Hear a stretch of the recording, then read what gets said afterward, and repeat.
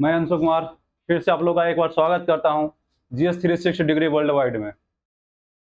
और आज 22 जून है और कल 21 जून था। 21 जून को हमारे कोचिंग का पूजा पूजा था। कोचिंग का नाम भी मैंने यही रखा है, GS 360 डिग्री वर्ल्ड वाइड। कंकड़ बाग में था हमारा, शिवाजी पार्क के पास। शिवाजी पार्क के पास DC 24 है, बिल्डिंग नंबर है DC 24। ठीक है, PC कॉलोनी कंकड़ बाग, शिवाजी पार्क के पास में। यहाँ पे GK GS का सारा फुल सिलेबस पढ़ाया जाएगा, बेसिक से एकदम से। और यहाँ पे सुबह में मैंने बैच चलाने का सोचा है GK GS का, और इवनिंग में क्यूज और टेस्ट सीरीज लगवाया जाएगा। टेस्ट सीरीज जो होगा GK GS का होगा, इसमें दरोगा एग्जाम हो, चाहे टीचर का एग्जाम हो, चाहे बिहार पुलिस हो, सारे एग्जाम का GK GS उसमें कवर करेंगे, चाहे CGL का हो। तो 1 वीक में स्टार्ट हो जाएगा। एडमिशन शुरू हो गया है। कल पूजा था और पूजा के दिन ही कल 11 एडमिशन हुए। बहुत अच्छा चला है कल। ठीक है, तो जो भी पास में है कंकड़बाग में, आसपास में जो रहते हैं, जो आना चाहते हैं कोचिंग पे, वो आ सकते हैं। मोबाइल नंबर भी मेरा यही है, कोचिंग वाले नंबर में भी यही डाला गया है, 9110032449। ठीक है, चलिए। और यहाँ जो हम ज्योग्राफी पढ़ा रहे हैं आप लोग को फ्री में, फुल ज्योग्राफी जो जा रहा है यूट्यूब पे वो जाएगा, फुल ज्योग्राफी जाएगा, उसमें कोई डाउट नहीं है। टेस्ट सीरीज जो रुका हुआ है, यहाँ पे 4 टेस्ट सीरीज मैंने डाल लेते, उसके बाद रुका हुआ है ये, इसके लिए भी हम टाइम निकाल रहे हैं। और बहुत जल्दी 1 वीक के अंदर में टेस्ट सीरीज भी कंटिन्यू कर देंगे। वीक में 2-3 टेस्ट सीरीज भी आएंगे। चलिए, हम लोग ज्योग्राफी पढ़ रहे थे और ज्योग्राफी का हम लोग का 5th चैप्टर चल रहा था। अब 5th चैप्टर में हम लोग जलवायु पढ़ रहे हैं। आज भारत के ऋतु के बारे में पढ़ेंगे, भारत में कौन कौन सी ऋतु है उसके बारे में हम लोग पढ़ेंगे। ठीक है, तो सीजन के बारे में पढ़ेंगे, भारत में कौन कौन से हैं। जैसे कि भारत में आप ऋतु पढ़ने आएंगे तो मुख्य रूप से 4 सीजन के बारे में हम पढ़ते हैं। एक तो हम पढ़ते हैं ग्रीष्म ऋतु। ग्रीष्म ऋतु हो गया आपका 15 मार्च से लेकर 15 जून।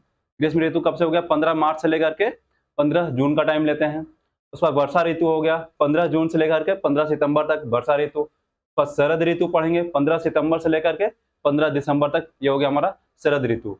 और एक और जो आपका बच गया, ठीक है, वो हो गया आपका शीत ऋतु। तो सबसे पहले हम लोग ग्रीष्म ऋतु के बारे में स्टडी करेंगे, पढ़ेंगे हम लोग।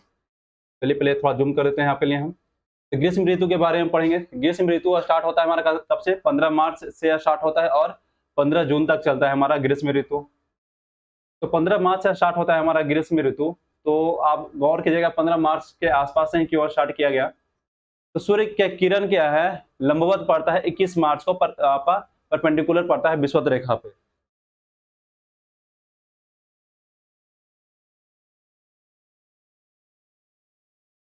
ये हमारा पृथ्वी हो गया, ये इक्वेटर हो गया, 0 डिग्री लेटीट्यूड पे लाइट करता है, अक्षांश पे लाइट करता है हमारा इक्वेटर। अब क्या है, 21 मार्च के दिन सूर्य का किरण इस पे परपेंडिकुलर पड़ेगा। ठीक है, और सूर्य किधर से शिफ्ट हो रहा है? अभी दक्षिणी गोलार्ध से। सूर्य अभी दक्षिणी गोलार्ध से ऐसे जा रहा है, ऐसे जा रहा है, और यहाँ पे 21 तारीख को, 21 मार्च को आपका सूर्य किरण परपेंडिकुलर पड़ेगा। कौन सा डेट होगा हमारा? ये डेट जो होगा 21 मार्च होगा। ठीक है, 21 मार्च। तो 21 मार्च के दिन सूर्य किरण यहाँ पे क्या होता है? परपेंडिकुलर पड़ता है। यहाँ पे सनलाइट यहाँ पे क्या पड़ेगा? परपेंडिकुलर पड़ेगा यहाँ पे सनलाइट। ये सूर्य हो गया आपका, इसका किरण क्या है? परपेंडिकुलर पड़ेगा इस पे। सूर्य क्या है, शिफ्ट हुआ है अभी जस्ट इधर, 21 मार्च को यहाँ पे परपेंडिकुलर पड़ रहा है। 21 मार्च के बाद क्या, सूर्य क्या है, उत्तरायण होना शुरू करता है, मैंने उत्तरी गोलार्ध में इसका आगमन हो जाता है। मैंने IT से Z आपको मूव करना शुरू कर दिया उत्तरी गोलार्ध में। तो सूर्य जैसे जैसे उत्तरी गोलार्ध में जाएगा तो हमारा भारत जो है उसका विस्तार कितना है हमारा, मान लीजिए हमारा भारत है, कितना है इसका मुख्य भूभाग है, कितना है 8.4। अगर ग्रेट निकोबार पर चले जाएंगे तो कितना हो जाएगा 6.44। 6.44 आपका नॉर्थ लेटीट्यूड हो गया हमारा, कितना डिग्री यहाँ से लेकर के कितना है हमारा यहाँ पे बताइए। हो गया हमारा 60 सॉरी ये 37.6 डिग्री नॉर्थ। इतना लेटीट्यूड हमारा विस्तार है। तो सूर्य अभी 0 डिग्री पे पहुंच जाता है आपको 21 मार्च को। 21 मार्च को 0 डिग्री के आसपास पहुंच जाता है, जिस कारण यहाँ गर्मी बढ़ना शुरू हो जाता है भारत में। ठीक है, और ये जो गर्मी कब तक रहता है हमारा? 15 जून तक गर्मी का सीजन हमारा रहता है। तो सूर्य के उत्तरायण होने के कारण, एक गौर कीजिएगा, हमारे जब उत्तरी भारत में आएंगे, उत्तरी भारत में, ठीक है, चलिए मैप में आ जाते हैं। अब जब आप उत्तरी भारत पे आइएगा, ये वाला मैप उठा लेते हैं, हम पढ़ चुके थे। जब आप उत्तरी भारत में आते हैं, इस वाले पार्ट को छोड़ दीजिए, क्या है हमारा, इतना तो हमारा जल से तट रेखा इतना के पास में है। खास करके जब उत्तरी भारत में आते हैं, इसकी बात जब हम करते हैं, इधर का बात करते हैं हम, तो और ये वाला पार्ट खास करके जब उत्तरी भारत का बात करते हैं, तो यहाँ पे जो जलवायु कैसा पाया जाता है? महाद्वीपीय जलवायु यहाँ पे पाया जाता है। महाद्वीपीय जलवायु का मतलब ये हुआ, ये जो भूभाग हो गया महासागर से काफी दूर है। तो महासागर से काफी दूर होने के कारण यहाँ पे स्थल भाग अधिक है, तो क्या होगा, तेजी से गर्म होगा दिन के समय और रात को तेजी से क्या होगा, ये ठंडा होगा। जिस कारण क्या है, गर्मी के टाइम पर यहाँ टेम्परेचर 45 डिग्री सेल्सियस तक चला जाता है ना, 45 डिग्री सेल्सियस तक चला जाता है। और ठंड के टाइम आएगा यहाँ पे तो टेम्परेचर आपका 5 डिग्री सेल्सियस तक अप्रॉक्स चला जाता है। इस तरह के जलवायु को हम लोग कहते हैं महाद्वीपीय जलवायु, जहाँ पे टेम्परेचर वेरिएशन बहुत ज्यादा चलता है। और महासागरीय जलवायु में क्या होता है, टेम्परेचर वेरिएशन बहुत कम होता है। जैसे दक्षिण भारत की बात करें, खास करके इधर बात करें हम, इस पे आप गौर कीजिएगा, ये वाला जो पार्ट हो गया, यहाँ पे क्या है, कि 3 तरफ से जल से घिरा हुआ है। ये क्या है कि समुद्र के समकारी प्रभाव के अंतर्गत आ जाता है। कहने का मतलब ये हुआ कि महासागरीय जलवायु के अंतर्गत ही आ जाता है ये क्षेत्र हमारा। तो महाद्वीपीय जलवायु के अंतर्गत आएगा। इसका मतलब क्या हुआ है, यहाँ पर टेम्परेचर का वेरिएशन बहुत कम देखने को मिलेगा आपको। बोले टेम्परेचर वेरिएशन कैसे कम देखने को मिलेगा, तो हमने पहले भी आपको बता चुके हैं हम कि पानी धीरे धीरे गर्म होता है और धीरे धीरे ठंडा होता है। महासागर का दैनिक टेम्परेचर का जो डिफरेंस होता है हार्डली कितना होता है, 1 डिग्री सेल्सियस होता है, उससे ज्यादा नहीं होता है यहाँ पे। इसलिए यहाँ पर टेम्परेचर का वेरिएशन जो है बहुत ही कम होता है, 20 से 26 के बीच में वेरिएट करते रहता है, यही रहता है यहाँ पर टेम्परेचर का वेरिएशन 20 से 26 के बीच में आपका दक्षिण भारत में इधर। तो आपका उत्तर भारत की अपेक्षा जो हमारा दक्षिण भारत में यहाँ पे गर्मी बहुत अधिक नहीं पड़ता है, लेकिन उमस रहता है, मौसम में ह्यूमिडिटी भरा हुआ रहता है मौसम यहाँ पे। और यहाँ पे क्या है, गर्मी बहुत अधिक पड़ती है उत्तर भारत में आपका। तो ग्रीष्म ऋतु में यहाँ पे गर्मी बहुत अधिक पड़ती है। और ग्रीष्म ऋतु में कुछ चलने वाले पवन है, उनको एक विशेष कुछ नाम दिया गया है, उसके बारे में हम लोग देखेंगे। चलिए आ जाइए। जैसे कि दक्षिण पश्चिम मानसून के आगमन से पहले, ठीक है, तो दक्षिण भारत में ग्रीष्म ऋतु मृदु होती है, जिसका तापमान 26 डिग्री सेल्सियस से 32 डिग्री सेल्सियस के बीच रहता है, इससे ज्यादा नहीं होता है। भारत में ग्रीष्म ऋतु में सबसे गर्म स्थान का है, भारत में ग्रीष्म ऋतु में सबसे गर्म स्थान कौन सा है, बिरियावली है। बिरियावली कहाँ है, बीकानेर राजस्थान में पड़ता है। ग्रीष्म ऋतु में आने वाले कुछ प्रसिद्ध स्थानीय तूफान दक्षिण पश्चिम मानसून के आगमन से पूर्व आता है, दक्षिणी पश्चिमी जो मानसून हमारे यहाँ आता है उसके आगमन से जस्ट पहले जो आता है, पूर्व जो आता है वो, ठीक है, आगमन से पूर्व। ग्रीष्म ऋतु में आने वाले कुछ प्रसिद्ध तूफान है जो एग्जाम में आमतौर पर बहुत अधिक आते हैं, इसको हम लोग बारीकी से थोड़ा सा देख लेते हैं, ठीक है। जैसे आता है आपका कि आम्र वर्षा क्या है, ठीक है। आम्र वर्षा का मतलब क्या हो गया, पेड़ से आम गिरे हैं क्या, या बारिश होगा आम का ऊपर से, नहीं ना, बारिश होने वाला है आम का ऊपर से, नहीं पेड़ से आम गिरने वाले हैं। आम्र वर्षा हो गया कि आम के फसल के लिए लाभदायक होता है। जैसे कि केरल और कर्नाटक का जो तटीय क्षेत्र हो गया, वहां पर जो बारिश होती है ग्रीष्म ऋतु के आपका ग्रीष्म ऋतु जब हम लौटते जाने को होता है उस समय, और हमारा जो मानसून आने को होता है उससे जस्ट पहले, जैसे कि आपका जून का टाइम होता है, ग्रीष्म ऋतु खत्म होने को होता है और मानसून आने को होता है, मानसून आने वाला होता है, ग्रीष्म ऋतु जा रहा होता है। इस समय जो बारिश होता है केरल और कर्नाटक के तट पे, वहां पे आम का जो फसल होता है, फल होता है, उसको पकने में मदद करता है, तेजी से पकता है, वो आम मीठा लगता है फिर ज्यादा। जैसे तो उसको क्या नाम दे दिया हम, आम्र वर्षा नाम दे दिया हम। आम्र वर्षा में आम का बारिश नहीं हो रहा है, आम के फसल के लिए वो लाभदायक होता है। इसलिए आमतौर पर हम लोग प्रैक्टिकली फील किए होंगे, मई के टाइम पर जो आम खाने को मार्केट में मिलता है बहुत ज्यादा मीठा नहीं होता है। एक ही आम जो बहुत ज्यादा मीठा नहीं, तो उसी क्वालिटी का आम जैसे जून का महीना आता है, 15-20 जून को आ जाता है टाइम, बारिश हो जाता है थोड़ा, तो बारिश होने के बाद क्या, तो वही आम बहुत ही मीठा लगता है। तो क्या है, आम को पकने में बारिश मदद करता है, इसलिए उसको आम्र वर्षा नाम दिया गया। कहाँ, कर्नाटक और केरल में। उसके बाद आपको देखना है फूलों वाली वर्षा के बारे में, ठीक है, फूलों वाली वर्षा। तो फूलों वाली वर्षा या फूलों वाली बौछार भी इसको बोलते हैं। तो फूलों वाली बौछार क्या है, कॉफी के फसल के लिए बहुत ही ये लाभदायक होता है, खास करके आपका केरल के तट पर। तो केरल के तट पर इसे क्या बोलते हैं हम लोग, फूलों वाली वर्षा बोलते हैं, क्योंकि ये कॉफी के फसल के लिए बहुत ही लाभदायक होता है, इसलिए इसे कॉफी वर्षा भी बोलते हैं। क्या बोलते हैं, कॉफी वर्षा भी बोलते हैं या फूलों वाली वर्षा बोलते हैं, कि केरल के तट पर निकटवर्ती क्षेत्र में, क्योंकि वहाँ यहाँ पे कॉफी के फसल के लिए बहुत ही लाभदायक होता है। लेकिन कर्नाटक में इसको अलग नाम दिया गया है, कर्नाटक में इसे चेरी ब्लॉसम कहते हैं। क्या बोलते हैं, चेरी ब्लॉसम, क्योंकि चेरी का जो हमारा फसल होता है उसके लिए बहुत ही लाभदायक होता है, इसलिए इसको कर्नाटक में क्या नाम दे दिया हम, चेरी ब्लॉसम। तो चेरी ब्लॉसम कहाँ कहते हैं हम, कर्नाटक में बोलते हैं, ठीक है। चलिए, और कॉफी वर्षा केरल में बोल रहे थे। उसके बाद है लू। लू कहाँ हो गया, तो लू जो हो गया हमारा पंजाब से लेकर के इधर, ठीक है, पंजाब से लेकर के बिहार तक, पंजाब से लेकर बिहार तक चलने वाली गर्म हवा है, ठीक है, जो बहुत ही आपका कष्टदायक होता है लू, ठीक है। इसका टेम्परेचर बहुत ही हाई होता है, पश्चिम से आता है ये, ठीक है। और खास करके इसका प्रचंड रूप देखने को मिलता है दिल्ली से लेकर के हमारा पटना के बीच में, दिल्ली से कहाँ, पटना के बीच में, बिहार के बीच में इसका प्रचंड रूप देखने को मिलता है लू का, ठीक है। यह उत्तरी मैदान में पंजाब से बिहार तक चलने वाली शुष्क गर्म एवं पीड़ादायक पवनें हैं। दिल्ली एवं पटना के बीच इनकी तीव्रता अधिक होती है। उसके बाद देखना है काल बैसाखी के बारे में, ठीक है। तो असम और पश्चिम बंगाल में, ठीक है, असम और पश्चिम बंगाल में बैसाख के महीना में, कौन सा महीना, बैसाख के महीना में, असम और पश्चिम बंगाल में बैसाख के महीना में शाम के टाइम पर क्या होता है कि बहुत ही तेज हवा चलता है। तेज हवा के साथ क्या होता है, बारिश भी अपने साथ लेकर के आता है, ठीक है। तो उस क्या करता है आपका, जैसे कि ये टाइम थोड़ा होता है शादी वादी का टाइम होता है, तो पता चला पंडाल उंडाल रख रखा है, सब उड़ा दी के लेके चला गया, उसमें खाना वाना में डस्ट वस्ट कीड़ा उड़ा भर गया, उसमें धूल गर्दा भर गया, तो बहुत ही नुकसानदायक होता है।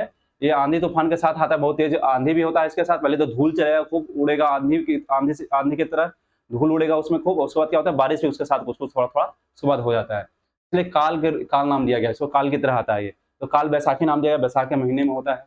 हाँ, असम और पश्चिम बंगाल में। लेकिन असम में इसे एक और नाम दिया गया है, बारदोली छीड़ा।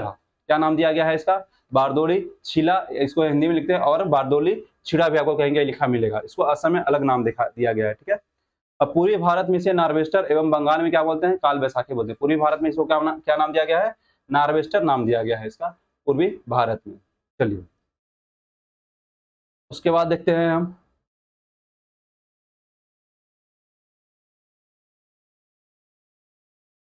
उसके बाद हमारा ग्रीष्म ऋतु हो गया। उसके बाद हमें देखना है वर्षा ऋतु।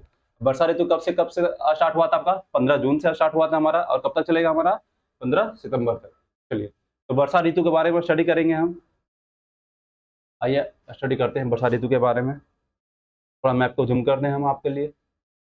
वर्षा ऋतु में किसको देखेंगे मुख्य रूप से, दक्षिणी पश्चिमी मानसून के क्रियाविधि के बारे में स्टडी करेंगे हम लोग। दक्षिणी पश्चिमी मानसून का आगमन कैसे होता है मैंने देखा था। अब कैसे कार्य करता है दक्षिणी पश्चिमी मानसून, यहाँ पे बारिश कहाँ कहाँ कैसे करवाता है, इसको थोड़ा सा हम लोग स्टडी करेंगे ब्रेक करके, पार्ट वाइज में। चलिए तो बेसिक से इसको देखिए। दक्षिण पश्चिम मानसून का उत्पत्ति कैसे हुआ था हम लोग पढ़ चुके हैं, सारे नियम कैसे उत्पत्ति हुआ हम लोग देख चुके हैं, ठीक है। फाइनली एक ही चीज कंसेप्ट दिमाग में आता था कि ITC-Z जो है उत्तर भारत में खिसक के आ जाता है बीच मिड भारत में, और यहाँ पे लो प्रेशर का जोन क्रिएट हो जाता था, और मेडागास्कर के पास में इधर हाई प्रेशर का जोन क्रिएट हो जाता था, क्योंकि पूर्वी जेट स्ट्रीम यहाँ पे का विकास हो चुका था, जिसकी वजह से यहाँ पे क्या हो गया था, हाई प्रेशर का जोन, जिसके कारण दक्षिणी पूर्वी हवा को ये हाई प्रेशर दूर धकेल रहा था, लो प्रेशर अपने की ओर खींच रहा था, इसका डायरेक्शन ऐसे से ऐसे हो गया था, ठीक है। तो ये बन गया हमारा दक्षिणी पश्चिमी मानसून। इस कैसे कार्य करता है इसके बारे में अभी हमें देखना है। तो दक्षिणी पश्चिम मानसून जो है दो भागों में बढ़ जाता है आपका। यहाँ दक्षिण भारत के जो आप नोकीला जो इस तरह का पार्ट देख रहे हैं, इसे टकरा करके दो भाग में पड़ता है। एक अरब सागर इधर है तो अरब सागर की शाखा कहलाया, इधर बंगाल की खाड़ी है तो एक बंगाल की शाखा कहलाया। अब देखिए ये दो पार्ट में तो डिवाइड हो गया। अब ऐसा है कि हम लोग अरब सागर की शाखा को पहले स्टडी करते हैं, फिर बंगाल की खाड़ी की शाखा को स्टडी करेंगे। तो अरब सागर की शाखा जो है ये तीन भाग में डिवाइड हुई। कौन कौन, एक शाखा ये हो गया हमारा, एक शाखा ये हो गया, और एक हमारा ये हो गया। तीन पार्ट में डिवाइड हो रहा है। एक इधर चला गया हमारा, इसको पहला पार्ट कर दिए, और दूसरा पार्ट इधर चला गया हमारा, ठीक है, दूसरा पार्ट इधर चला गया, नंबर 2 हो गया हमारा, और तीसरा पार्ट इधर चला गया, ये हमारा नंबर 3 हो गया। तो पहले नंबर 1 के बारे में देखते हैं। तो अरब सागर का नंबर 1 शाखा क्या है कि पश्चिमी घाट सागर टकराती है और ऊपर उठती है। तो ऊपर उठेगी, इसमें क्या है, अरब सागर सही है तो नमी बहुत अधिक है, तो नमी बहुत अधिक है, ऊपर उठे टेम्परेचर फॉल हो रहा है, टेम्परेचर फॉल हो रहा है, डाउन हो रहा है, क्या होगा, धीरे धीरे जो हमारा वाष्प है वो बारिश के बूंद में कन्वर्ट होगा और धरती पर आकर गिरेगी। तो इससे बारिश यहाँ पे बहुत अधिक प्राप्त होता है पश्चिमी घाट पे यहाँ पे, ठीक है, इस शाखा से। और इस शाखा के जब इस साइड की बात करेंगे, इस साइड आएंगे, जैसे इस शाखा से तो बारिश हो रहा है, लेकिन इधर क्या है, जब ये पहाड़ी का ये ढाल हो गया, इसको बोलते हैं पवन सम्मुख ढाल। क्या बोलते हैं, पवन सम्मुख ढाल। ये पवन के साथ साथ मैंने ऊंचाई पर जा रहा है तो पवन सम्मुख बोल दिए, यहाँ पे वर्षा अधिक मिलता है। लेकिन जैसे ही दूसरे की ओर आते हैं ढाल डाउन होने लगता है, अभी उतरेगा हवा इधर, जब वायु नीचे की उतरेगी तो क्या होगा, इसका टेम्परेचर इंक्रीज करने लगेगा। क्योंकि नीचे में क्या होता है, टेम्परेचर इंक्रीज करता है नीचे आने पे, और ऊपर जाने पे टेम्परेचर डाउन करता है। तब क्या है, टेम्परेचर इंक्रीज करने लगेगा। तो चूंकि एक तो टेम्परेचर इंक्रीज करने लगा, और कंडेंसेशन के लिए चाहिए था कि टेम्परेचर फॉल हो, फॉल नहीं होने के बजाय टेम्परेचर इंक्रीज करने लगा। दूसरी बात यह कि अपना नमी भी खो चुका है हवा, जिस कारण से इधर क्या होगा, बारिश नहीं कराएगा इस वाले ढाल से जब उतरेगा। तो इसीलिए यहाँ पे क्या बोलते हैं हम, विश्व छाया प्रदेश। ये छाया कौन सा, विश्व छाया प्रदेश में आएगा, जहाँ पे हमारा बारिश नहीं प्राप्त होता है दक्षिणी पश्चिमी मानसून से। यहाँ पे विदर्भ का क्षेत्र इधर ही आता है महाराष्ट्र में आपका, ठीक है, महाराष्ट्र में विदर्भ का क्षेत्र इधर ही आएगा। चलिए एक शाखा के बारे में देखें। एक शाखा और जो अरब सागर की शाखा है, ये नर्मदा नदी और ताप्ती नदी के भ्रंश घाटे में होते हुए छोटा नागपुर के पठार पहुंचती है। ये हमारा छोटा नागपुर का पठार है यहाँ पे, ठीक है। तो नर्मदा नदी का भी भ्रंश घाटी हो गया, ये ताप्ती नदी का भ्रंश घाटी हो गया, दोनों में घुस जाती है, बारिश कराते हुए कहाँ पहुंचती है, छोटा नागपुर के पठार पे। छोटा नागपुर के पठार पे पहुंची, यहाँ पे बारिश कराएगी। चलिए छोटा नागपुर के पठार पे पहुंचा दिया, इसको रहने दीजिए, ब्रेक लगाइए। एक और शाखा हो गया, तीसरी शाखा अरब सागर की। ये क्या है कि इधर की ओर राजस्थान में जाती है, राजस्थान में जाती है तो ये अरावली जो हो गया इसके पैरेलल में पड़ जाता है, जिसके कारण यहाँ पे राजस्थान में बारिश नहीं करवाएगी दक्षिण पश्चिमी मानसून आपका। लेकिन हाँ, यहाँ पे गुरु शिखर इसकी ऊंची चोटी है, जहाँ पे टकरा करके माउंट आबू के पास में थोड़ा सा बारिश ये कराएगी। उसके बाद ये शाखा जो है आपका यहाँ पे हरियाणा पंजाब का मैदान हो गया, जहाँ पे निम्न वायुदाब का केंद्र विकसित हो चुका है, वो इस हवा को अपनी ओर खींच लेती है, जहाँ पे जाकर के बारिश कराती है। चलिए, ये तो अरब सागर के शाखा हम लोग देखें, 3 पार्ट में डिवाइड कर रहे हैं इसको। अब बंगाल की खाड़ी के शाखा को हम लोग देखते हैं। तो बंगाल की खाड़ी की शाखा जो है, इसको भी हम लोग 2 पार्ट में डिवाइड करते हैं, ठीक है। कितने पार्ट में? 2 पार्ट में डिवाइड करते हैं। एक पार्ट तो ये हो गया, जो आपके अरब सागर की दूसरी शाखा जो थी, उससे जाकर के ये मिल जाएगी कहाँ, छोटा नागपुर के पठार पर, और जाकर छोटा नागपुर के पठार पर क्या करेगी, जोरदार बारिश कराएगी। और एक शाखा जो है चली जाएगी इधर पूर्वोत्तर भारत में, पूर्वोत्तर हिमालय से जाकर टकराएगी, यहाँ टकरा करके इससे कुछ सब शाखा में डिवाइड होंगे। एक आपका मेघालय के पठार में चला जाएगा, एक आपका आपका ये हिमालय से टकरा करके इधर बारिश कराते हुए आपका सीधा पंजाब के मैदान की ओर चला जाएगा। अब देखिए, पिरल के नियम के हिसाब से आपका क्या है कि हवा जैसे जैसे इधर जा रही है, ऊपर की ओर मुड़ते हुए चले जाते हैं, जिस कारण से हमें दिल्ली में जो हो गया ना ही आपके दक्षिणी पश्चिमी मानसून बारिश करवाती है, और ना ही ये आपका ये बंगाल की खाड़ी की शाखा बारिश कराएगी। तो नहीं अरब सागर की शाखा और ना ही बंगाल की खाड़ी की शाखा वहाँ पे दिल्ली में बहुत ज्यादा बारिश करवा पाती है। दोनों क्या है, इधर एक ये शाखा इधर से निकल जाती है और ये इधर से निकल जाती है।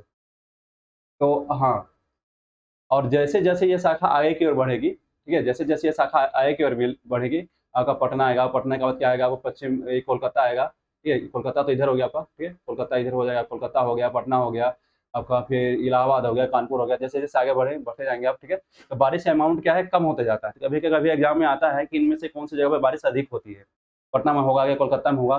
तो जो समुद्र के सबसे ज्यादा निकट होगा, जहाँ पे मानसून पहले एंट्री कर रही है, वहाँ पे बारिश ज्यादा होगा। जैसे जैसे दूर जाएगा उससे नमी कम होते जा रहा है, इसलिए वहाँ पे बारिश कम होगा, ठीक है। चलिए, उसकी एक शाखा के बारे में स्टडी किया यहाँ पे। अब एक शाखा, इसका सब शाखा जो ब्रेक होकर के यहाँ पे आती है, यहाँ पे क्या है, मेघालय का पठार है, यहाँ पे गारो, खासी, जयंतिया पहाड़ी है। तो खासी जो पहाड़ी हो गया ना, इसी पे आपका क्या है, हमारा मानसी राम है, ठीक है। क्या है हमारा, मानसी राम है, और क्या है हमारा, चेरापूंजी, एंड चेरापूंजी भी यहीं पे है, चेरापूंजी। तो मानसीराम चेरापूंजी आपका खासी पहाड़ी पर हो गया, जहाँ विश्व में सबसे अधिक बारिश होता है। यहाँ पे क्या है, कीप की आकृति का संरचना है, जो वायु ऊपर उठती है, बारिश कराती है, नीचे आती है, फिर वायु ऊपर उठती है और बारिश कराती है, वायु बाहर निकल ही नहीं पाती है, इसलिए यहाँ पे बारिश बहुत अधिक होता है। चलिए, इसके बारे में हम लोग देखें, क्रियाविधि के बारे में देख लिए हम लोग।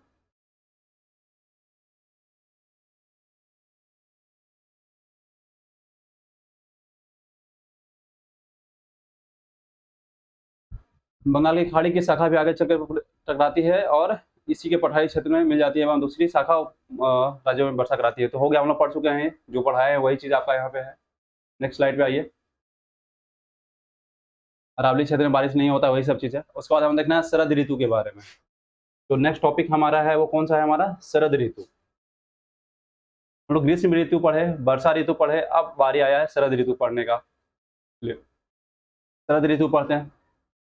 तो शरद ऋतु का जो टाइम होता है 15 सितंबर से लेकर के करीब 15 दिसंबर का टाइम होता है, 15 सितंबर से 15 दिसंबर तक। इसीलिए इसको क्या बोलते हैं हम लोग, और हम लोग जानते हैं कि मौसम जो हमारा निवर्तन था, लौटना मानसून कब से प्रारंभ करता है, करीब मिड सितंबर से, और सॉरी सितंबर का फर्स्ट वीक से और मिड अक्टूबर तक लौट जाता है। ये टाइम किसके अंदर में आ जाता है, इस शरद ऋतु के अंदर में आ जाता है। कि शरद ऋतु का टाइम कब से, 15 सितंबर से 15 दिसंबर तक आपका टाइम है, 15 सितंबर से 15 दिसंबर।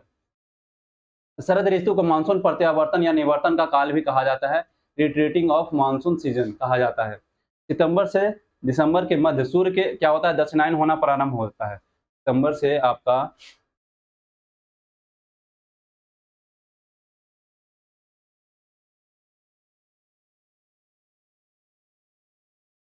ये इक्वेटर हो गया हमारा, 0 डिग्री हो गया। अब क्या है कि सूर्य जो है यहाँ सितंबर का जब टाइम आएगा तो सूर्य इस पर परपेंडिकुलर पड़ेगा, सूर्य की किरण क्या है, परपेंडिकुलर पड़ेगी। ऐसा कब हो रहा है, ऐसा हो रहा है आपको बताइए कब हो रहा है, 22 या 23 सितंबर को होगा ऐसा, ठीक है, 22 या 23 सितंबर को होगा ऐसा, ठीक है। जब सूर्य की किरण यहाँ क्या है, परपेंडिकुलर पड़ेगी, उनमें उत्तरी गोलार्ध से कहाँ आ गई आप, मिड में आ गई, अब यहाँ के बाद दक्षिणी गोलार्ध में प्रवेश करेगी। सितंबर के बाद क्या है, दक्षिणी गोलार्ध में प्रवेश करती है। दक्षिणी गोलार्ध में जब प्रवेश करेगी तो ITCZ भी क्या है, दक्षिणी गोलार्ध में शिफ्ट करने लगेगा। और ITCZ जैसे ही दक्षिणी गोलार्ध में आता है तो आपका क्या होगा, पूर्वी जेट स्ट्रीम जो आपका, यही थोड़ा सा आप इंडिया के मैप पे आ जाते हैं। ITCZ जैसे ही शिफ्ट होकर के आपका इधर आएगा, ठीक है, दक्षिणी गोलार्ध में। ITCZ जैसे ही दक्षिणी गोलार्ध में आएगा तो आपका क्या होगा, पूर्वी जेट स्ट्रीम जो बहुत ही सॉरी पूर्वी जेट स्ट्रीम जो हो गया, जो बहुत ही आपका प्रबल रूप से कार्य कर रही थी पहले, जिसके कारण मेडागास्कर में आपका हाई प्रेशर का जोन क्रिएट हो रहा था, आपका दक्षिणी पश्चिमी मानसून का निर्माण हुआ था, वो आपका पूर्वी जेट स्ट्रीम क्या है, वीक पड़ने लगेगा। पूर्वी जेट स्ट्रीम क्या है, वीक पड़ने लगेगा।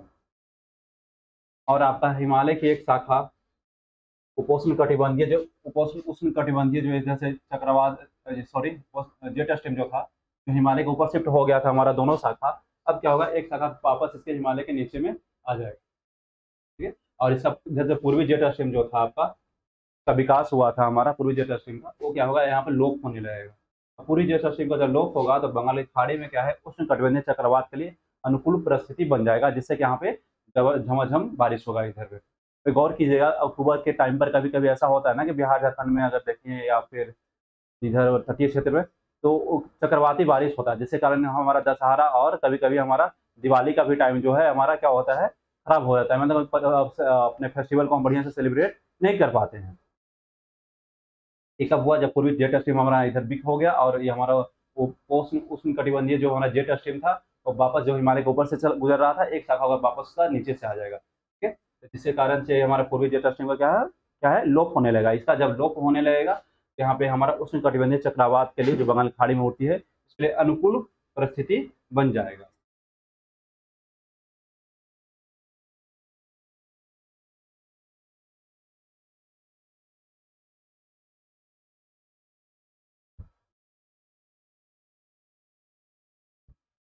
तो शरद ऋतु हम लोग देख रहे थे, ये इस पे रीडिंग मार लेते हैं शरद ऋतु को।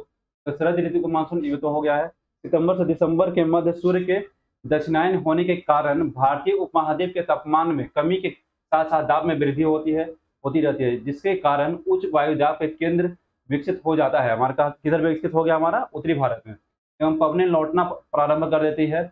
इसे ही मानसून का निवर्तन या मानसून का लौटना कहते हैं। क्या बोलते हैं, मानसून का निवर्तन या मानसून का लौटना कहते हैं। चलिए, इसके बाद क्या देखना है हम लोग को, सूर्य के दक्षिणायन के साथ साथ जो हमारा ITCZ है, ये सब हम लोग पढ़ चुके हैं, समझा दिया आपको, बस रीडिंग मार दे रहे हैं, कुछ छूट तो ना गया हो।